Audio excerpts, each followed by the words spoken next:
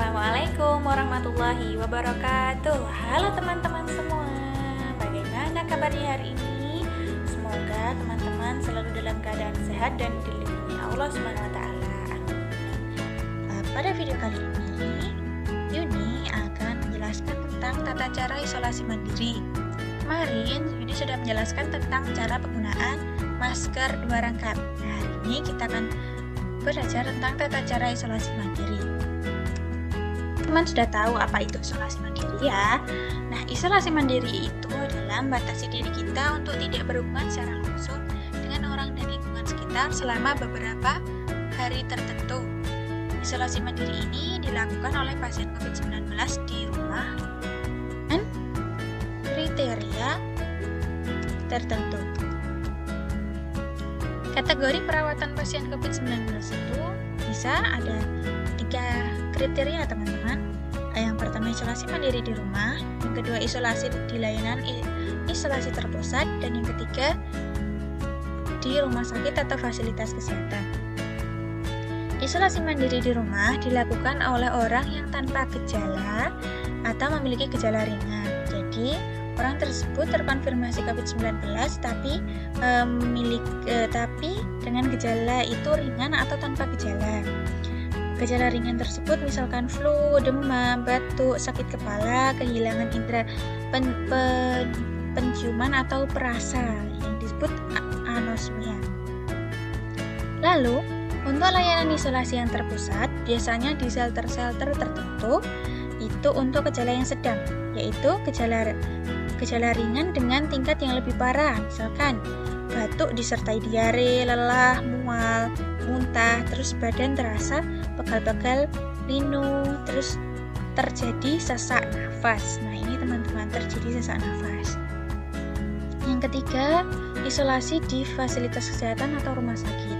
Biasanya ini dilakukan oleh orang yang memiliki gejala terkonfirmasi dengan COVID-19 dengan gejala sangat berat atau sudah kritis, yaitu mereka yang disertai demam tinggi yang cenderung lama, beberapa hari demam tinggi, lalu kesulitan bernafas sehingga memerlukan bantuan oksigen, lalu dadanya itu berdebar-debar, nyeri, lalu sakit kepala, dan bahkan tidak bisa beraktivitas sama sekali. Lanjut ya teman-teman, untuk isolasi mandiri di rumah, selain orang yang terkonfirmasi COVID-19, dilakukan juga oleh orang yang melakukan kontak erat dengan pasien COVID-19.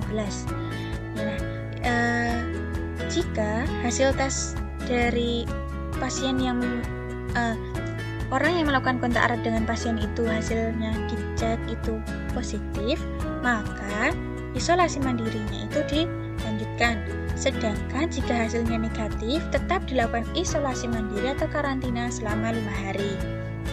Nah, jika hasilnya yang tadi negatif, teman-teman, itu tetap pada hari kelima itu setelah selesai isolasi dilakukan pemeriksaan ulang untuk memastikan apakah dia itu positif atau negatif. Jadi walaupun karena seperti ini teman-teman, tidak bisa langsung terkonfirmasi saat dicek, jadi harus menunggu 5 hari. Lalu jika hasilnya setelah dicek ulang positif, maka harus melanjutkan isolasi mandiri. Jika gejalanya ringan berarti bisa di rumah, jika gejalanya berat itu di rumah sakit. Sedangkan jika hasilnya negatif, maka masa isolasi tersebut sudah 5 hari tersebut sudah dinyatakan selesai dan orang tersebut bisa melakukan aktivitas di luar rumah dengan tetap mematuhi protokol kesehatan, akan tetapi tetap diutamakan di rumah saja.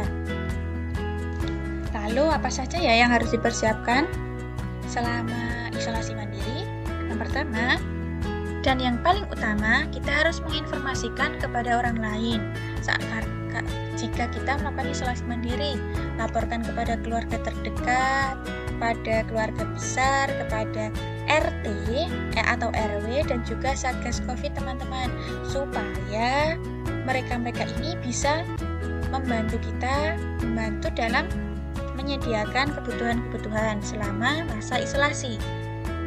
Yang kedua, Tetapkan aturan baru di rumah. Jika teman-teman itu tidak bersama keluarga di rumah dan keluarga tersebut belum terkonfirmasi, saat dicek tidak memiliki hasilnya negatif, maksud saya hasilnya negatif, teman-teman wajib menerapkan aturan. Jika makan tidak boleh bersama, alat makannya dipisah, alat mandi dipisah, lalu baju-baju kotor tidak boleh dicampur. Nah, jika hal itu tidak bisa dilakukan, jika tidak bisa terpisah, teman-teman bisa melakukannya. Jika tidur, misalkan ya teman-teman, jika tempat tidurnya tidak bisa terpisah, bisa dilakukan teman-teman itu memiliki jarak minimal 1 meter. Lalu untuk kamar mandi, jika tidak bisa terpisah, harus disemprot desinfektan setelah teman-teman menggunakan. Jadi bisa steril setelah teman-teman itu menggunakan. Jadi bisa aman digunakan oleh anggota keluarga yang lain. Nah, itu jika kondisi sangat tidak memungkinkan ya teman-teman. Tapi jika kondisi memungkinkan, teman-teman bisa berada di rumah yang terpisah dengan anggota keluarga. Jadi anggota keluarga yang tidak terkonfirmasi tersebut bisa pindah ke rumah lain atau kamar lain.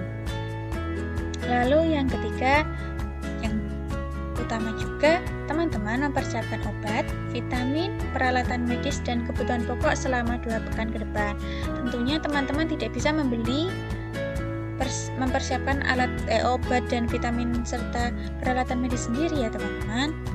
Tentunya teman-teman membutuhkan bantuan dari orang lain. Oleh karena itu, teman-teman perlu komunikasi dengan keluarga atau orang yang bisa membantu teman-teman. Yang keempat, jangan lupa teman-teman memaksimalkan penggunaan alat telekomunikasi seluler.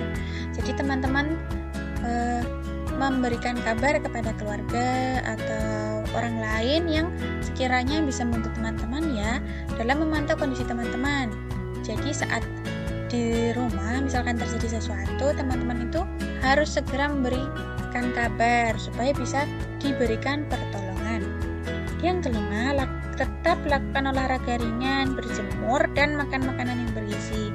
Nah teman-teman, walaupun di dalam kamar, teman-teman tetap harus bisa berjemur ya, keluar dari kamar, buka jendela atau ke teras seperti itu, berjemur dengan tetap memakai masker. Ingat ya teman-teman, tetap memakai masker dan tetap mematuhi protokol kesehatan di rumah. Lakukan olahraga ringan dan tentunya makan makanan yang bergizi. Selanjutnya dijelaskan protokol isolasi mandiri oleh Kementerian Kesehatan Republik Indonesia. Yang pertama, selalu memakai masker dan membuang masker bekas di tempat yang sudah ditentukan, yang tertutup ya teman-teman, supaya tidak diganggu oleh hewan. Lalu yang kedua, jika sakit atau ada gejala demam, flu, dan batuk, maka tetap berada di rumah. Jangan sekalipun pergi bekerja, sekolah, ke pasar, atau ke ruang publik. Nah, jika teman-teman itu memerlukan bantuan, maka teman-teman wajib tetap berada di rumah dan memberitahu. Atau teman-teman bisa mengorder aplikasi layanan online seperti Gojek, seperti Grab, dan lain sebagainya. Lalu yang ketiga, manfaatkan fasilitas telemedicine atau sosial media kesehatan untuk menghindari transportasi publik. Beritahu juga dokter dan perawat tentang keluhan dan gejala serta riwayat bekerja di daerah terjangkit atau kontak dengan pasien COVID-19. Yang keempat, selama di rumah, teman-teman tetap bisa bekerja, tapi gunakan kamar yang terpisah dari anggota keluarga yang lain dan jaga jarak dari anggota keluarga. Yang keempat, tentukan pengecekan suhu harian, amati batuk dan juga sesak nafas, serta hindari pemakaian peralatan makan ataupun mandi secara bersama-sama. Yang keenam, terapkan hidup bersih dan sehat, PHBS ya teman-teman. Tetap sering mencuci tangan, tetap pakai masker, mengkonsumsi makanan yang bergizi, dan juga lakukanlah etika bersin dan batuk yang benar. Yang ketujuh, selalu menjaga kebersihan lingkungan rumah kita, dan juga jangan lupa berjemur dan jangan lupa berjemur selama kurang lebih 15-30 menit. Dan yang terakhir, hubungi segera fasilitas kesehatan jika teman-teman itu mengalami gejala yang agak berat, misalkan sesak nafas seperti itu. Dan teman-teman tetap patuhi protokol kesehatan di rumah, pakai masker dan selalu jaga kebersihan. Untuk obat-obatan yang dikonsumsi, ada obat-obatan suportif baik tradisional maupun obat dari dokter ya teman-teman. Jadi obat-obatan yang kita konsumsi itu harus dari dokter. Ada obat-obatan tradisional maupun obat modern. Lalu ada obat yang terintegrasi di BPOM dan tetap memperhatikan perkembangan kondisi. Yang ketiga, mengkonsumsi vitamin D. Nah, suplemen ini dibutuhkan 400 IU sampai 1000 IU per hari. Untuk obat 1000 sampai 5000 IU per hari. Lalu vitamin yang kedua, vitamin C selama 14 hari. Nah, dengan pilihan jika tablet vitamin C non-adik itu dengan kriteria 50 mg itu digunakan dengan kriteria 500 mg digunakan selama 14 hari. Untuk tablet hisap vitamin C 500 mg per 12 jam digunakan selama 30 hari. Sedangkan multivitamin yang mengandung vitamin C 1-2 tablet per 24 jam selama 30 hari, dan dianjurkan mengkonsumsi juga multivitamin yang mengandung vitamin B, E, dan zinc. Nah, ini sudah Republik Indonesia. Saat situasi memburuk, yaitu saat isoman mengalami sesak nafas dengan frekuensi nafas itu di atas 20 dan kadar saturasi oksigen atau jumlah oksigen yang beredar di dalam darah itu di bawah 93, maka pasien perlu bantuan tabung oksigen. Akan tetapi jika belum ada tabung oksigen, teman-teman bisa melakukan yang pertama, namanya ini proning position. Posisi yang pertama, teman-teman tidur tengkurap, letakkan 3 bantal di leher, area panggul, dan juga kaki. Dilakukan selama 30 menit. Posisi yang kedua, tidur menyamping ke kanan, letakkan bantal di kepala, pinggang, dan sela kaki seperti pada gambar nomor 2. Ini juga dilakukan selama 30 menit. Dan yang ketiga, teman-teman bisa rebahan dengan posisi setengah duduk. Nah, di bawah punggung dan juga leher ditumpuk bantal 3 buah bantal sehingga posisinya itu bisa miring. Dilakukan juga selama 30 menit. Ingat ya teman-teman, proning ini itu tidak memperbaiki saturasi oksigen, tetapi hanya membuka ruang nafas. Teman-teman tetap perlu pertolongan pertama dan wajib mencari pertolongan medis. Nah, teman-teman juga butuh sublimasi oksigen dengan bantuan tabung oksigen. Jadi, proning position ini hanya untuk membuka ruang nafas saja, sehingga pada saat teman-teman sudah menghubungi meminta bantuan itu, selama sudah menunggu itu, teman-teman bisa melakukan proning position.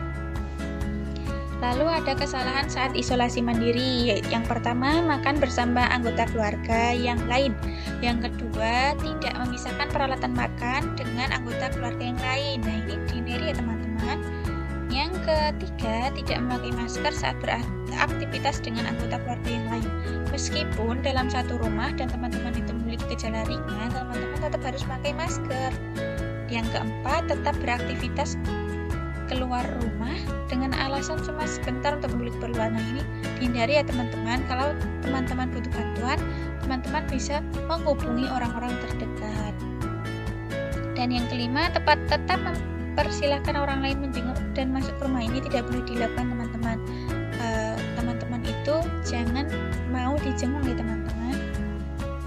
Nah, kapan isolasi mandiri selesai? Jika pasien tanpa gejala itu perlu mengisolasi diri selama 10 hari sejak dinyatakan positif oleh tes PCR atau antigen. Jika selama 10 hari masa isolasi pasien yang bersangkutan masih tidak memiliki gejala, maka dinyatakan sembuh dan tak perlu tes lanjutan. Sedangkan pasien dengan gejala ringan itu perlu melakukan isolasi mandiri 10 hari setelah muncul gejala.